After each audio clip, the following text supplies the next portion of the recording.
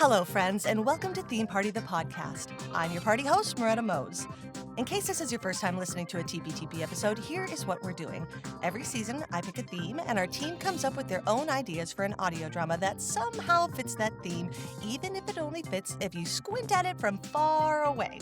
Once they've made their episode, I invite them on to talk about it. I am thrilled to be here with today's party guest, Lindsay Fawn. Hi. Lindsay is a South Florida-based voice actor, and she is a fellow co-founder of Lengthy Tangent, our audio production house, and serves as a producer, an award-winning sound designer, an actor, and many other roles. Fun fact, we were working on our website lately, and I'm pretty sure Lindsay had the most production credits out of everybody in the group. Lindsay, please say hello. Hello. Now, Lindsay, I want to know if you agree with what kind of party I think you would be. Now, I think the party you would want would be a small group friends getaway where the goal is to do quiet activities and eat good food, tasty food catered. Some probably include cooking classes. Small groups mean only the best of the best get invited. Away means a break from the everyday for more than a few hours. But I think your personality is more of a Friendsgiving. Friends in the kitchen together, then eating a delicious meal, maybe playing some D&D or board games after, and then everybody skedaddles. Do you agree or no? I agree that the personality that most people get would fit with that. Yeah, I think so. The personality that I like to present to the world, Sure. I think that my personality probably, the one that is on the inside, probably more suits like a dark slumber party with like a scary What is a movie. dark? Is that like an evil slumber party? What's dark about it? No, like physically dark. Oh, Yeah, like scary okay. movies, like physically dark. Yeah, with like nobody can see you eating so that you can just shove the popcorn in as like fast as you can. I don't know what it is about popcorn, but it's just like, no one should watch me do that.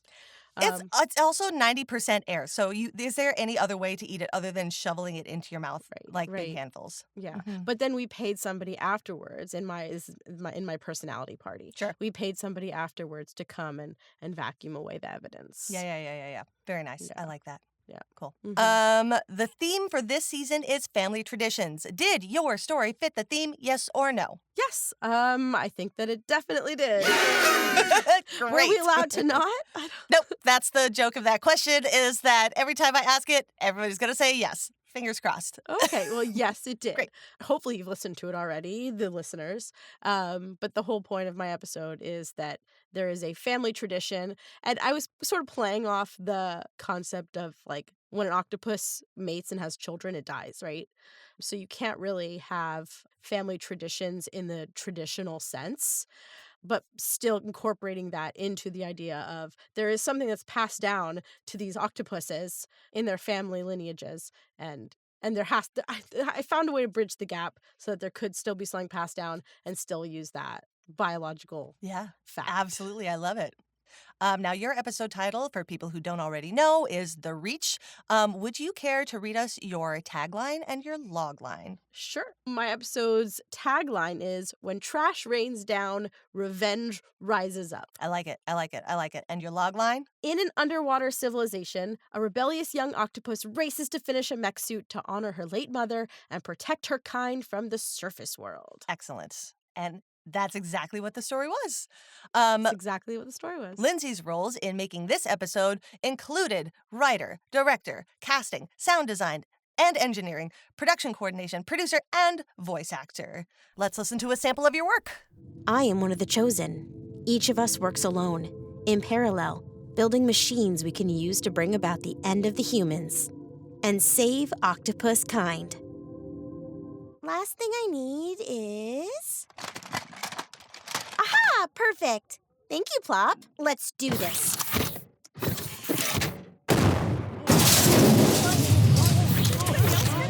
Lindsay, what inspired you to interpret the theme of the season the way that you did? There's this video. It's very funny. I wish can I look up the creator's name? Is that okay? Because I want to give him credit. Okay.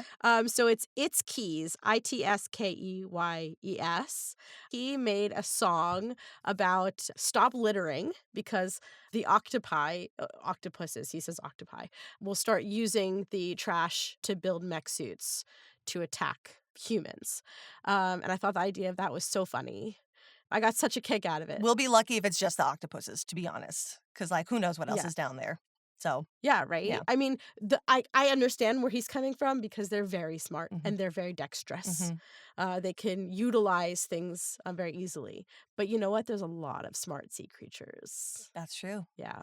You know, now that I'm thinking about that, it reminds me of the orca whales. Oh yeah. Yeah, there was like this fashion trend that they had going around where they would put salmon, dead salmon, on their I heads. heard about this and I was honestly waiting for it to come out of the sea and go landside and for people to like Hmm. do like a parody fashion trend of that of some kind. I wouldn't be surprised if somebody did somewhere and it just didn't catch, but I mean, you could always start. I appreciate that you think I'm any kind of a fashion icon, but I'm not. Well, you could always try. We'll see what happens. Sure. Maybe next episode. So yeah, that video just was hilarious to me. And for a while, I've been sitting on it thinking, oh, I gotta do something with this idea. That would be so funny in an audio fiction format.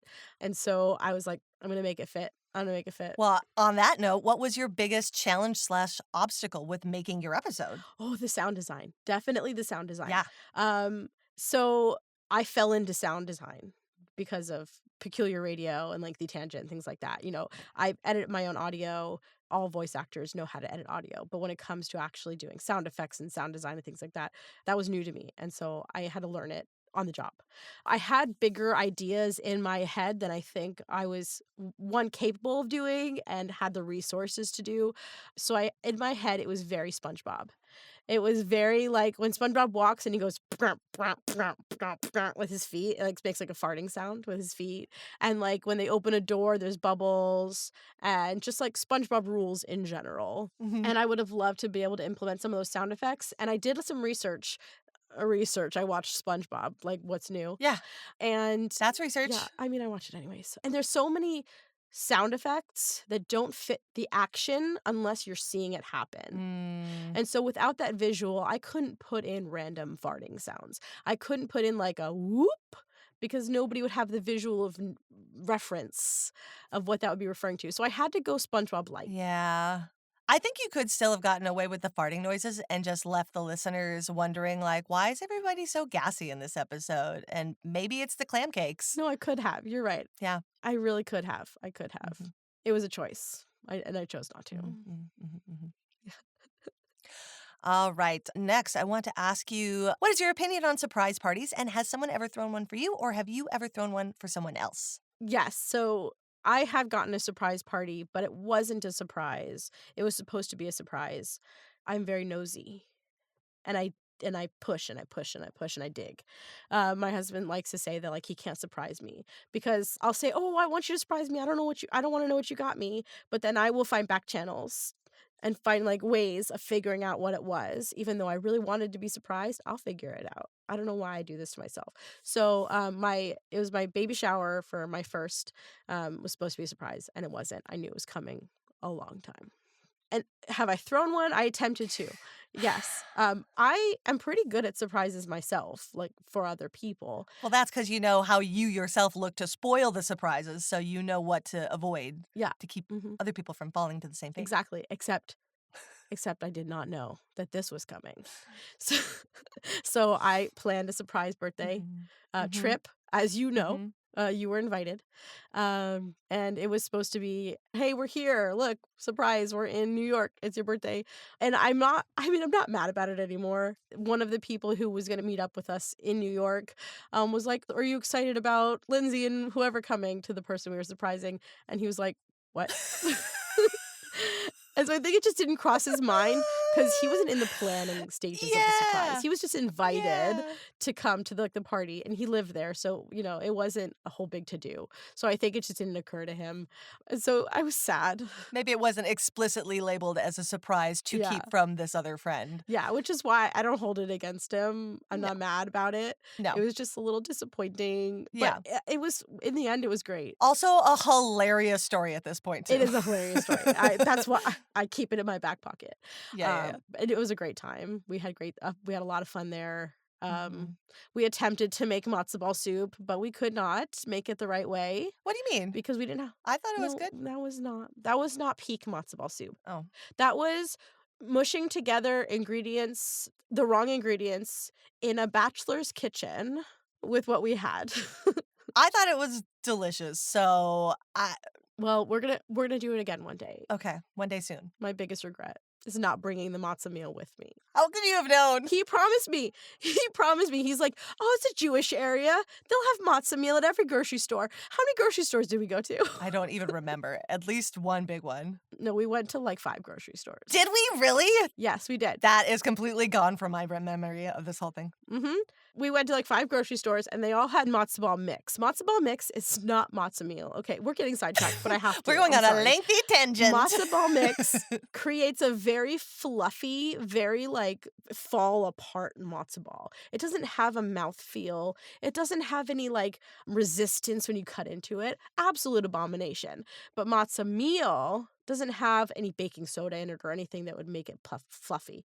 And so it's a much firmer matzo ball. And I prefer a firm matzo ball. Am I allowed to say that? Yeah. You can bleep it out. If I can't stick a fork in it, turn it upside down, and eat it like a lollipop, it's too soft. I get that. I hope somebody understands. Somebody out there listening will understand what I mean. It has to be firm. If you would like to comment on the texture of your matzo balls, feel free to email Lindsay at themeparty@lengthytangent.com. I don't want hate mail, though. If you like a soft matzo ball, keep it to yourself. She will tell you how wrong you are and politely decline any future messages. Yes. Excellent.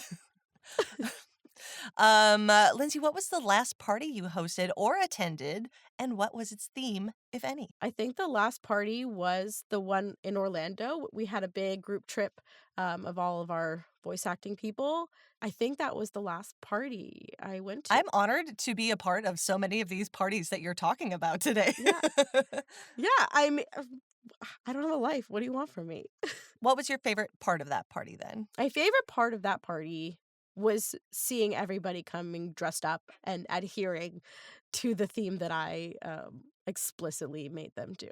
Oh, yeah. What was the theme? It was fancy. That's right. I was expecting a lot of people to be like, I'll just wear whatever. But people, Because there were people flying in and traveling a long way. yeah, I didn't think they would do it, but people brought fancy clothes. And just looking around, seeing everyone all fancied made me so happy. Yeah, it was so nice. Yeah. Aw. Oh, and being around people too, that was fun. Yeah. But seeing the fancies was also fun. Yeah. Lindsay, how did you choose the names of your characters? And did you try doing it another way before that didn't work for you? So I am very good at naming things. You really are. I really am, aren't I? Uh-huh. When I was first naming things, I knew that I wanted to do like ocean themed, obviously. And like coral right off the bat, that's a no-brainer. Octavia, that came later. Her name was something different before. And I also, for like Scylla, I dug into like some like mythology things so that it could be keeping in with the ocean water theme. Mhm. Gem, Is that ocean themed? I don't know. Don't ask me. I don't know. How could we shoehorn that into being ocean themed? So I'm thinking like treasure at the bottom of the ocean. Aww. Has gems in it, you know? Yeah. There. Played by There we go. Anthony Romanelli. A real gem. Real gem. And Octavia's name initially was going to be Melva, which I think is funny. And you make fun of me for this because I have I don't know why my brain tends to name things Uh-huh. in that like sound, that naming scheme. When we played D&D, we had Funga and Molda. Mm-hmm. G&G, you mean? Oh, G&G, yes. We played Ghouls and Grottos. Yeah. Available now on Patreon. So when I play video games, a lot of my characters, like I have Hilda, Helga. So a lot of 2 syllables that end in an Yeah, I don't know why. I think it's just easy. Yeah. And you can mix and match the endings and the beginnings. I love it.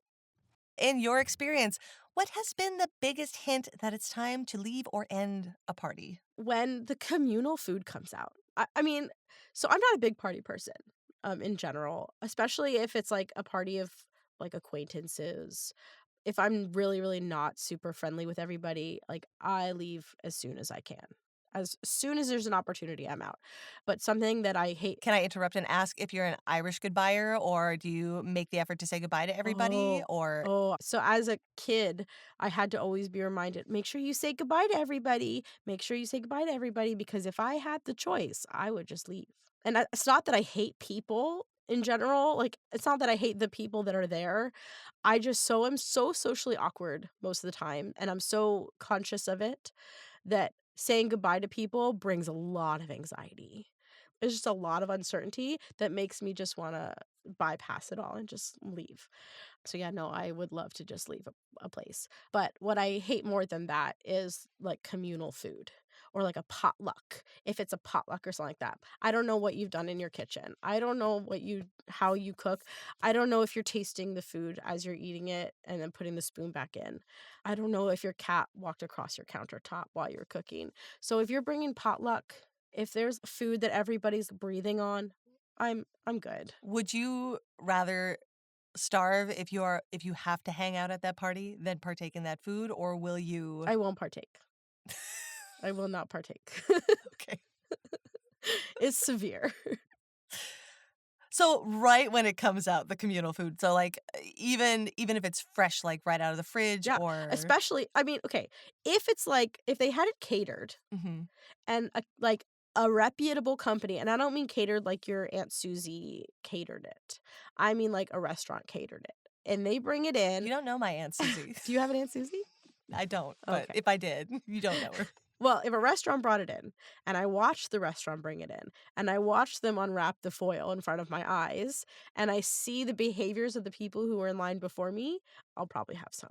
But if it's been sitting out before I got there, or if I know that your Aunt Susie brought it from her Toyota and it was sitting in her trunk that came from her house where her cats are and where her fingers are, no, no, thank you. This sounds like a you know too much situation.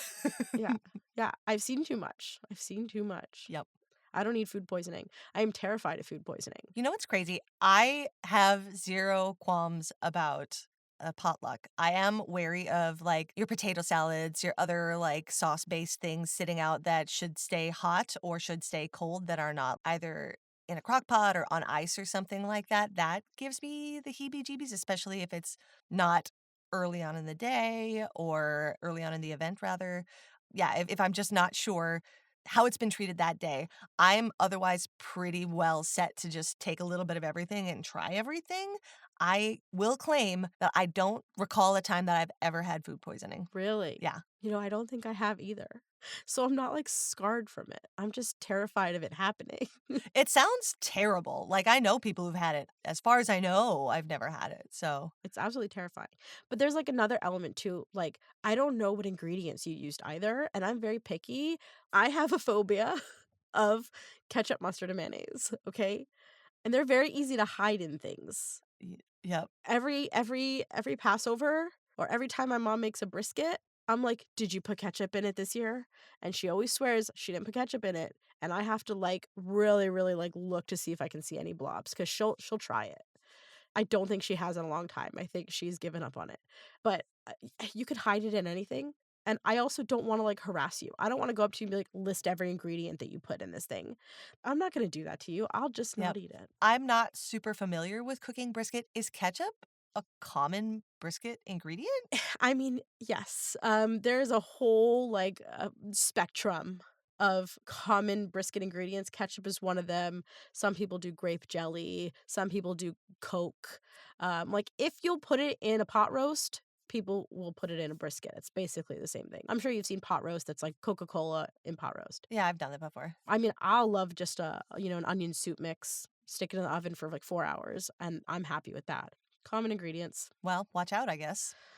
You can never be too careful. It'll get you. Well, this is my hint that it is almost time to end the party. Lindsay, it's been a pleasure chatting with you. But before we go, can we please tell the people what you're promoting or celebrating right now? Yes, I am celebrating our crowdfunding campaign Woo! on Indiegogo. Mhm. Please, please, if you have anything to spare, we would be Please, sir. thrilled to take your contribution. We have a team of over 40 at this point. Actors, writers, sound designers who put in a lot of time. A lot of their free time is spent making these what I think are amazing podcasts. Um, and we would love to compensate them for their time. So if you have anything you could spare, and if not, share it on social media, put it on your stories, send it to a friend, say, "Hey, please help." And we've got some good perks on there too. I mean, we're not just begging for free money. We'll give you stuff for your money. Like we've got Yeah, we're given a lot of stuff, and it took us a long time to figure out what we were given. A lot of thought went into this. It really did. We have different things for people that either want to make podcasts themselves and need some documents or help, or just, want to talk to somebody about it. There's stuff on there that's available as options for them. We've got artwork, we've got music, there's something for everybody in there. We'll record a message for you in one of the character of your choice's voice. Yep, Oh, and we also have a Patreon. we do have a Patreon. If you wanted to join that, there's awesome stuff on there as well. We have bonus episodes from Peculiar Radio that nobody has listened to unless you were a contributor to the first campaign or a patron. Very fun episodes. I loved making them. They're very, very funny. There's some of my favorite things from Peculiar Radio are in those specifically. And also, you could get our Ghouls and Grottos one sheet game, which is very fun to play. That's right. It is very fun to play. I think that I have not played TTRPGs before in my life, but I think they seem fun. And our dear friend was willing to make a TTRPG to coincide with an episode of Peculiar Radio. And we got to play it as just like our normal selves, playing other characters that have nothing to do with Peculiar Radio. And it was a blast. It was so fun. So Yep. Mulda and Funga, two sisters. That's where that was born. that's right. And where can people find you? You could find me on Instagram at Lindsay Fawn Podor, Podor. I'm mostly there. You can also check out my website, www.lindsayfawn.com. I don't know why you would go there, but if you want to, you could hear my demo. You could see my face and read my bio. There might be some more links on there. Lindsay is a very talented voice actor. You should go check out her website. I try. Lindsay also is one of the co-owners of LTM. It's a voice acting group. It's a server on Discord. They host voice acting workouts. So if you are a aspiring voice actor or a voice actor new to the industry or just a voice actor that's been doing it for a while but wants to try something new to shake up the routine, it's an awesome way to practice scripts with other people and get feedback and have practice giving feedback. They host workshops. They organize get-togethers with other people in the industry, and it has done a lot for me as far as increasing my skill set and increasing my confidence in the industry and stuff. So I thank Aw. you very much, Lindsay. Yeah, of course. I mean, there have been so many people who have come and then surpassed me. It's just been great to watch. People jump on having no experience, just kind of referring to themselves as an aspiring voice actor, and then now seeing them working regularly. It's been very fun to watch. That just leaves me to thank Lindsay for coming to my theme party. Thank you also to Bad Machine for making our show's music and to Alyssa Esteban for our show art and for story development. Another huge thank you to my friend Lindsay Fawn and everyone else involved in making The Reach. If you want to learn more about this episode and all of our shows, you can visit our website, lengthytangent.com. We've also got that Patreon page we were talking about for everything from Lengthy Tangent, so pop on over there and see what we've got to offer. Be sure to follow us on social media, subscribe so you don't miss an episode, and rate and review if you enjoyed the show. Our next episode will be a little spooky. It's called The Collection of Moira Graves, produced by Elisa Petrie. Once again, our theme for this season has been Family Traditions. I've been Merete Mohs, and this has been an interview episode of Theme Party the Podcast. Celebrate creativity. Let me do that very natural laugh. We'll just edit that part out. Lengthy tangent.